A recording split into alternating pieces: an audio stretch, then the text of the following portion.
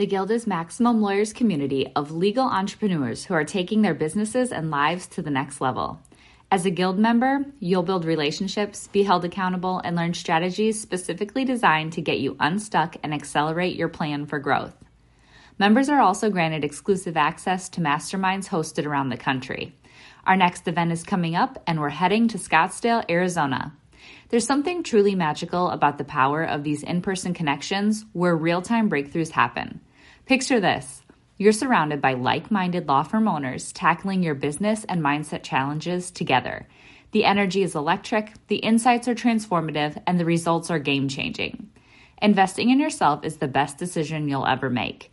The knowledge, strategies, and breakthroughs you'll gain are priceless assets that will supercharge your practice and propel you forward. Join the Guild and secure your ticket to Scottsdale at the best possible price by visiting maxlawevents.com. Run your law firm the right way. This is the Maximum Lawyer Podcast. Your hosts, Jim Hacking and Tyson Mutrux. Let's partner up and maximize your firm. Welcome to the show. Hey, it's Jim, and this is episode 5 of my special podcast with Gary Falkowitz. In this episode, we bring in our team member, Laura Clark.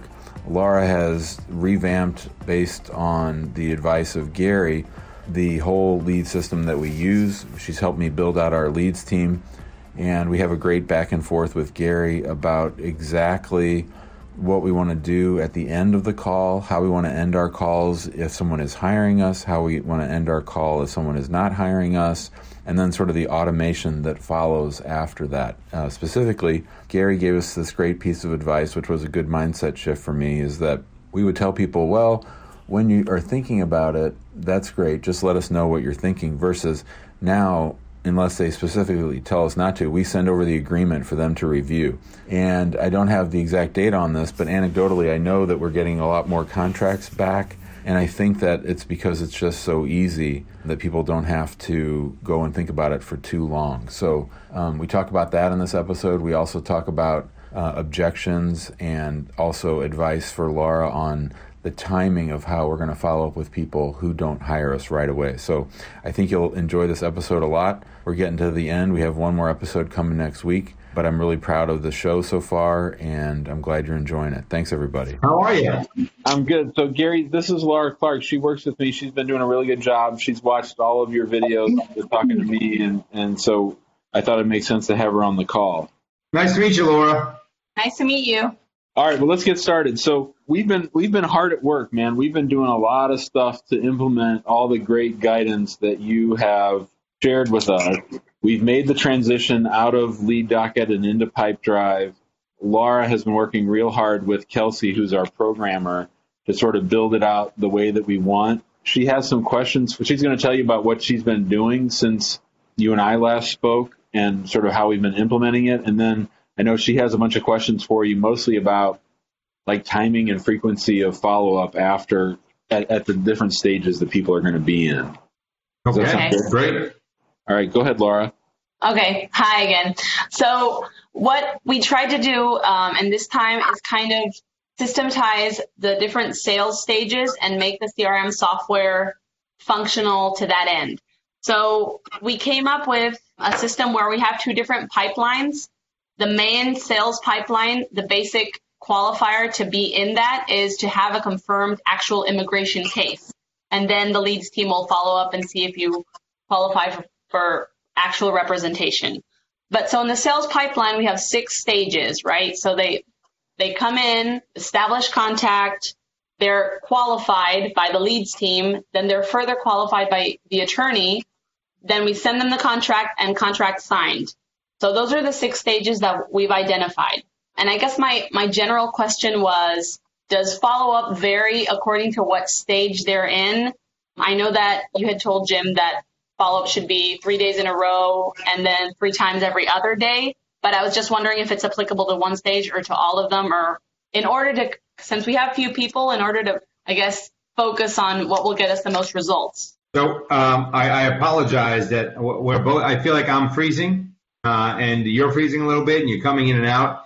Can tell me those 6 categories, stages again, please, and then we'll try to hopefully catch up to each other on this video. Okay, sure.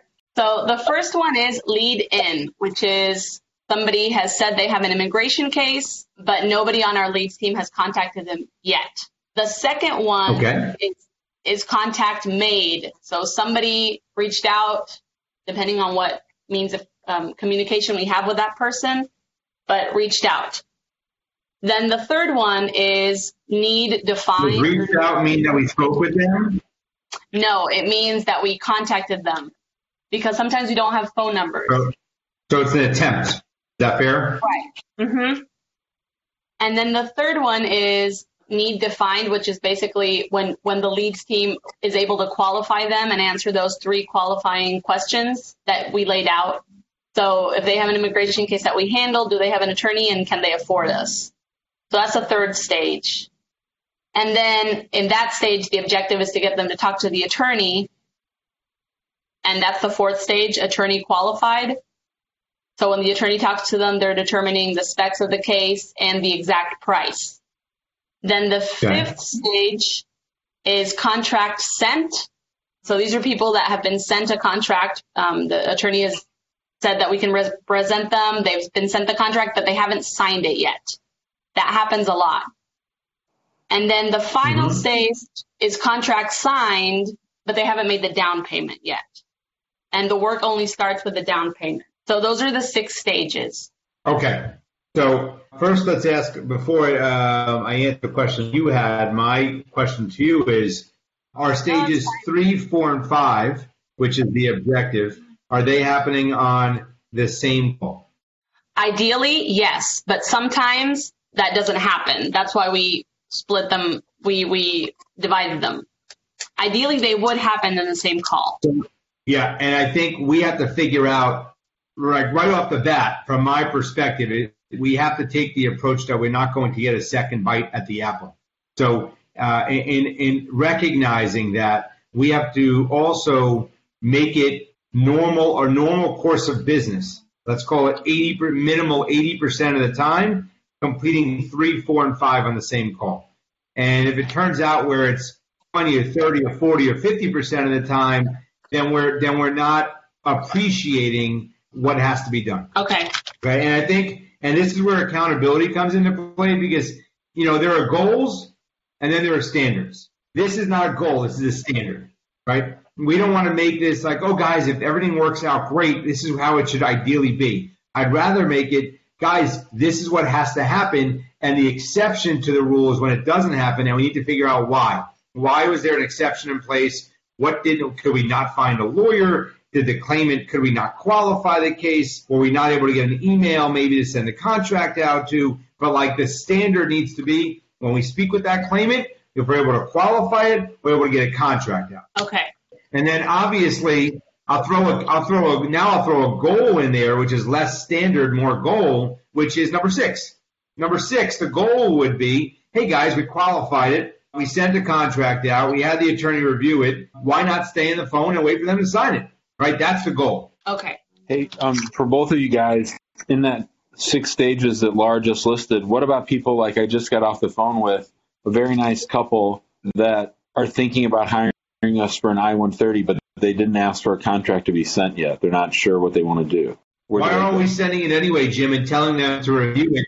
Well, why don't we send it anyway and tell them to review it during their moment of hesitation, so that we can follow back up on that contract? Okay. I'm open to that. So in other words, Mrs. Jones, why don't I do this? I'm going to send you our agreement so you could review it and so that you could see that everything I just told you is echoed in that agreement. And also so that maybe after this call, you and your husband or you and your wife can look at this and try to make a decision today, because the last thing you want to do, even if you don't hire us, the last thing you want to do is push this off to another week or another month. Yeah, that's good. That's good. That'll be good for our lawyer training too, Laura. We're doing lawyer training on this next week. So that's not something I've ever done, Gary, but I like that. Okay. So attorneys should send them to contract regardless, even if they've asked for more time, and then kind of push them to make a decision by that day or soon, because they don't want to push it off, right? Correct? Yeah, and I think we have to, this is where us being lawyers and having a law firm come into play, and it's not giving any legal advice. It's explaining to them, hey, this is by the way, the reason you want to make this decision as soon as possible is because you need to protect your rights. You need to make sure you're not delaying something that can pose more challenges for you in the future. So the sooner you resolve this, using our law firm or somebody else, the better for you. Do I think we're the best firm for you? Of course I do. Do we have the resources? Of course we do. But I'm not going to sit here and say, hey, take your time with it, because I know that's not in the best interest of you. That will definitely change attorney approach. And I guess, Laura, to go back, I think I forgot about it. You know, the follow-up questions and how frequent. Certainly the lead-in, it's a new lead and we haven't spoken with them yet. You're going to want to go ideally and even standard-wise every day for a week, easily. And I would then tell you every other day the next week, and maybe every other day for the third week. And this way you really, you know what? Because at the end of the day here, I want Jim to be able to go to sleep at night and go, listen, I spent $5,000 or $5 million on marketing.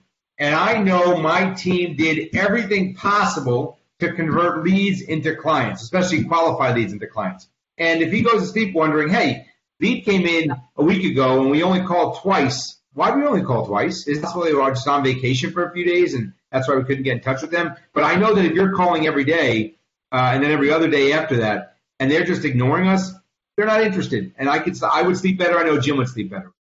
So when the lead comes in, you suggest follow up for 5 days straight and 5 times every other day?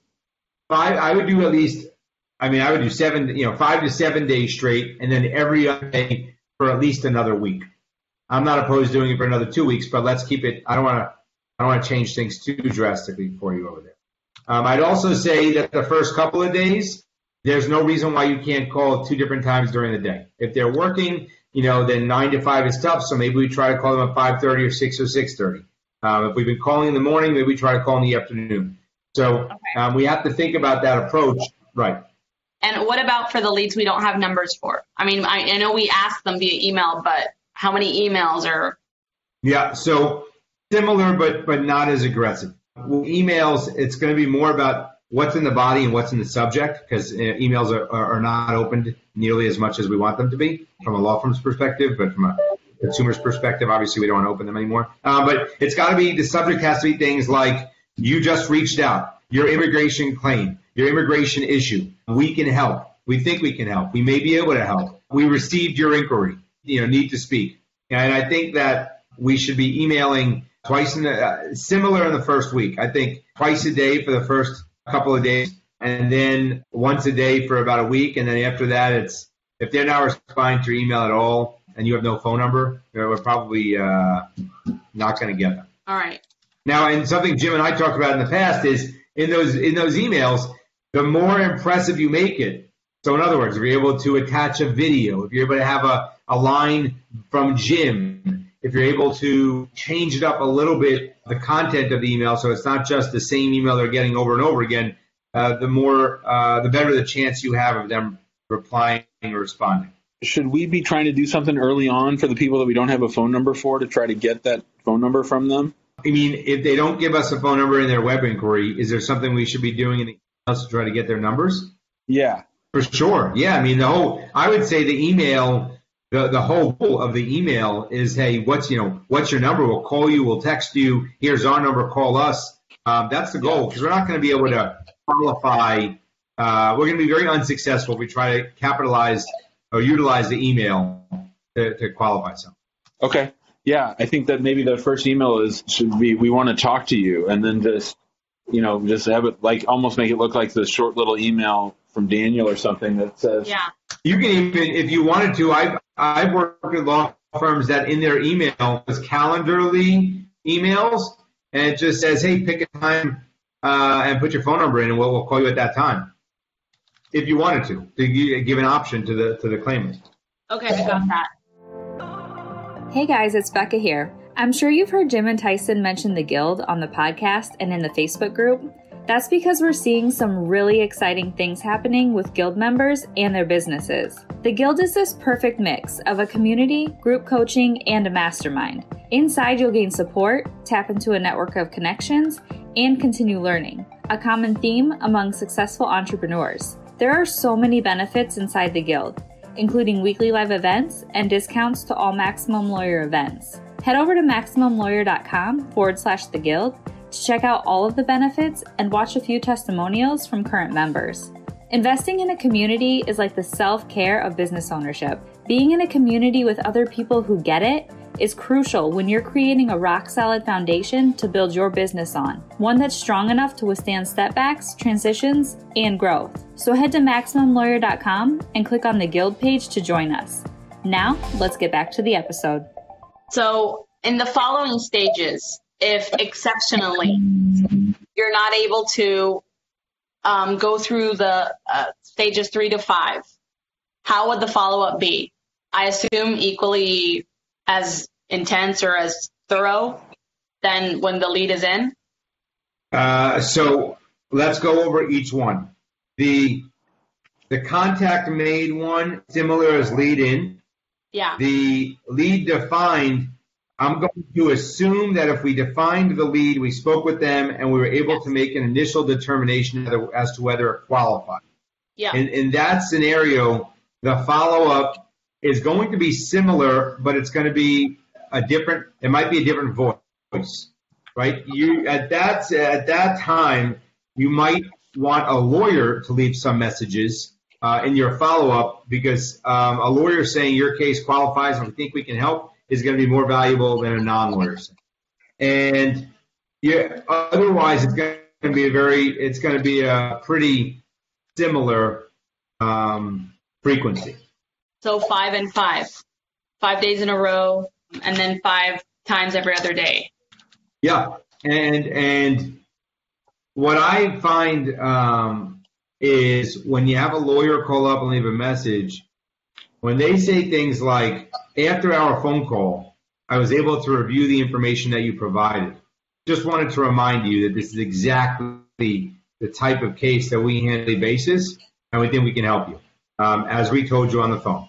Right, so it's a reassurance to the claimant that, hey, I slept on this, as did you, and I'm coming out with the same answer, and I'm hoping that you now are ready to proceed. That would be after the attorney speaks to them. Yes. And quite frankly, are you having the attorney, well, let's say 3 doesn't get to 4. Your stage 3 is lead defined, and your stage 4 is attorney qualification. If it goes through stage 3, and it's something we want, but they don't get a lawyer on the phone for whatever reason, even that type of follow-up could benefit from a lawyer calling. Okay. Does that make sense? Yeah, somebody on our team informed us that you qualify for representation. I went over the notes. This is definitely the kind of case that we can handle. I'd like to discuss it further or something like that. Exactly. Okay, 5 days here. So essentially our follow-up is the same for every stage. It's just the content of our message is what varies. It really is. That's right. Because, I mean, it's if they hear the justification, it's what you're losing out on. If it's a new lead that we haven't spoken with, we're scared that they might be speaking with other lawyers. If it's someone we qualified, now we're scared that they know they qualify and now they really know they have options, and we don't want them taking other options. So there's not like one become any less important. It only becomes more important, and we only want the case more as we speak with them. Okay. Just to lay out 5 days, 5 times every other day for all the stages. And once we sent the contract, how are we kind of pushing them to sign it effectively? So what can be the difference, I guess, in I'd say, by the way, I have law firms bringing me in to answer that question. That could take days to answer that question. But I'll tell you, in order to convert a claimant to a signed client, it takes a mix of some of the following. Number one, and I used this word before, they have to have reassurance. The reason they called is exactly the type of thing that the law firm handles. Number two, they have to know that the law firm has the resources and the experience to handle that type of case. Number three, they need to know that there are deadlines here. Now, this is not something they can sit on. There are internal deadlines as in addition to potential legal deadline. They need to know, they need to trust you. They need to trust the person they're speaking with. So there needs to be a level of compassion and likability that the person they're speaking with is able to convey. And then, I guess lastly is they need to have their questions answered. So we need to be able to ask them, hey, so what is it, by the way, what's holding you up right now? Maybe I can answer some of your questions. And some of them could be as basic as, well, I'm nervous that if you can't help me, I'm still going to owe money. And then maybe they say, no, look in the contract, paragraph 3, we only blah, blah, blah, blah. So if you start to get those things communicated effectively it could be at multiple stages, not in one conversation, then you're putting yourself in the best position to convert a qualified lead into a retained client. Okay. All right. What happens, just so you know, Laura, since you asked, the mentality of claimants, I can only imagine from an immigration standpoint, but I could tell you from a much more detailed, a much more confident level with personal injury claimants. The reality is they're probably scared and they're nervous and they're not experts. They don't want their lives to be ruined and uprooted. And from personal experience, I'm sure all of us, whenever we have any challenges, and I'm sure most of us, we're privileged. We don't have the challenges that immigrants may be having, nowhere near the challenges they have. But whenever we have any challenge, we always feel better when someone tells us with clarity and confidence that here's your path to getting over that challenge. And that's what we have to provide to these folks before we even become their lawyers. Otherwise, they just look like a number, or they think they can do it themselves, unfortunately. And I say unfortunately because they won't do it well or correctly, or they'll go somewhere else.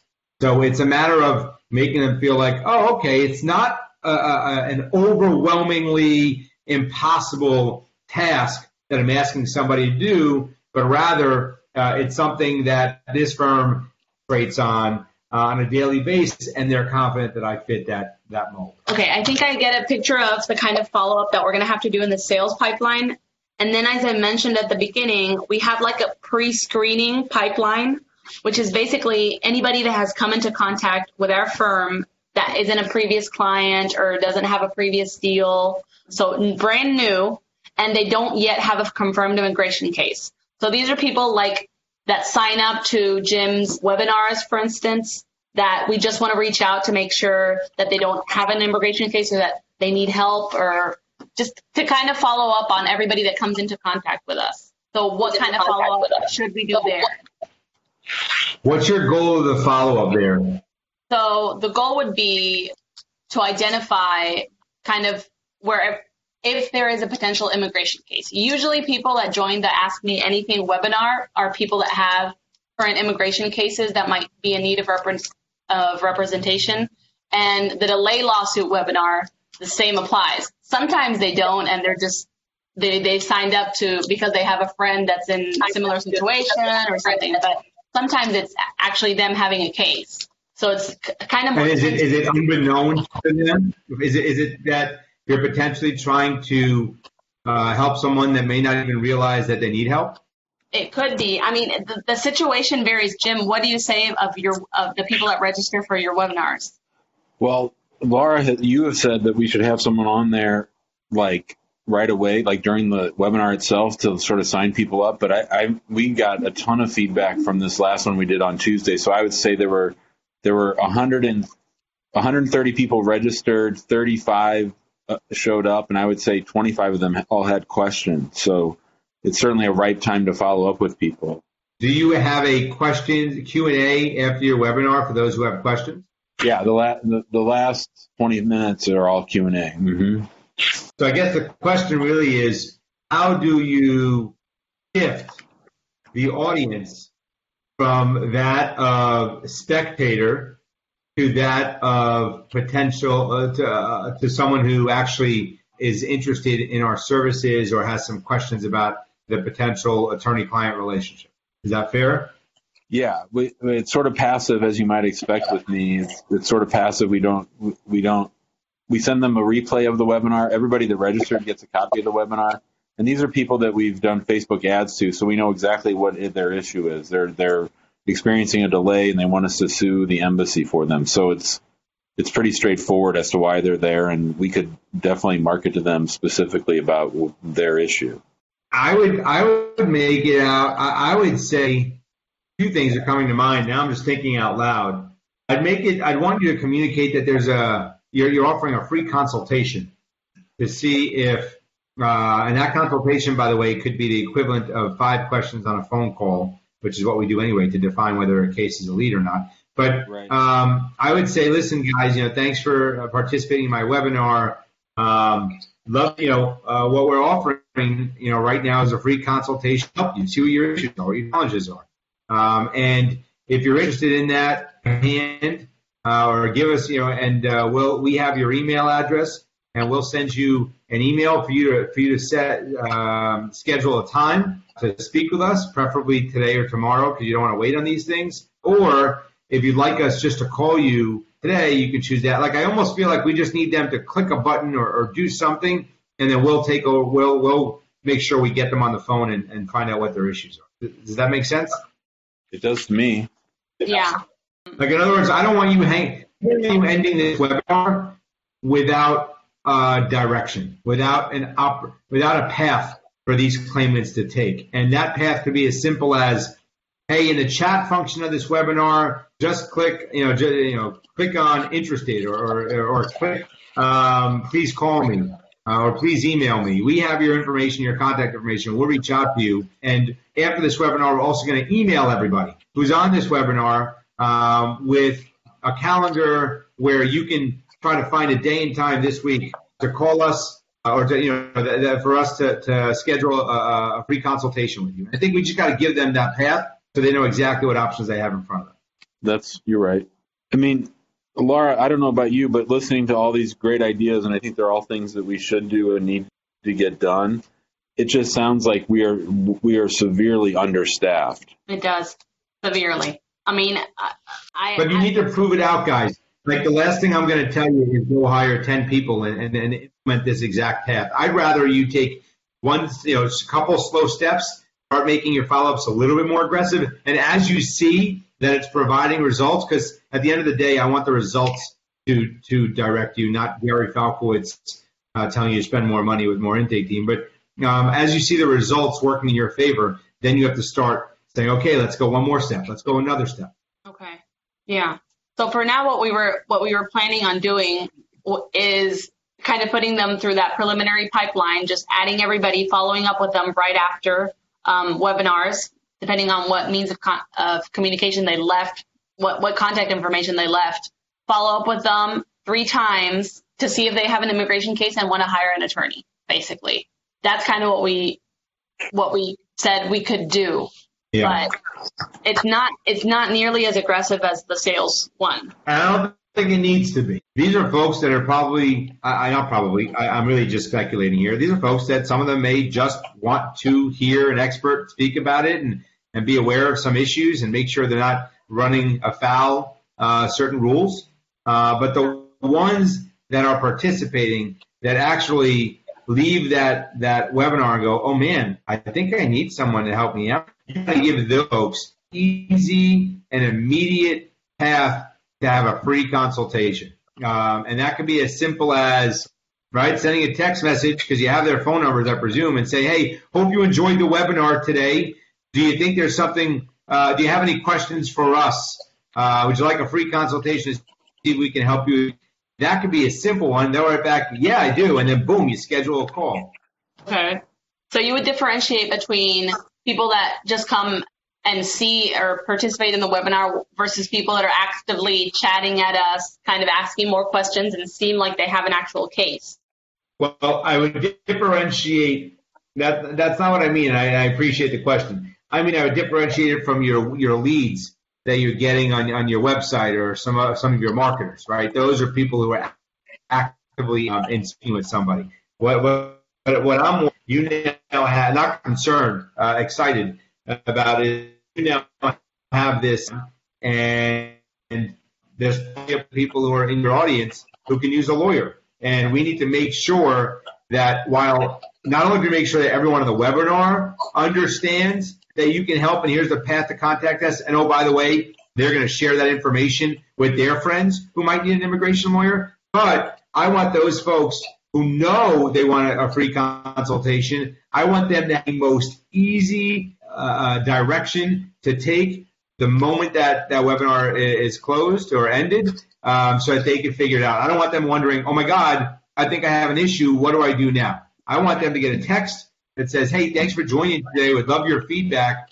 By the way, if you think you might have an issue, we'd love to give you a free consultation, see if we can help you out. Just, click on one here or text back, whatever you want to do. There are a million ways to do that. That sounds great.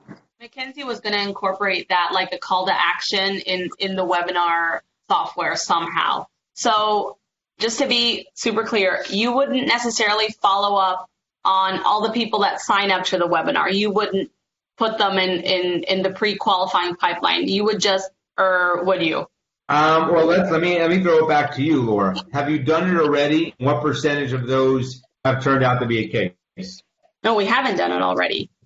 So let's start small. Then let's not, since you're talking about the resources you may have internally, putting the onus or the pressure on, or the responsibility on our audience, giving them, like you said, a very direct call to action, and having them reach out to us after we reach out to everybody. I think we have to reach out to everybody no matter what. We have to thank them. We have to make sure they know we're here. We have to give them a call to action that is multifaceted. We have to try to maybe get our, text them and get our contact in their phones. But certainly we want to make it very clear in those webinars that if they think they have an issue, we want to give them a free consult today. Jim, I got to cut this short about this. I apologize. Okay. No problem, Gary. Thanks, Jim. Laura, anything else pressing? I think I'm good. I think I have a better understanding of what the best way to go is. So tell me, guys, what have you, Jim? I know we talked to you via email. I think you made a couple of changes, and you were happy with the results. What did you do, and how has it changed the results?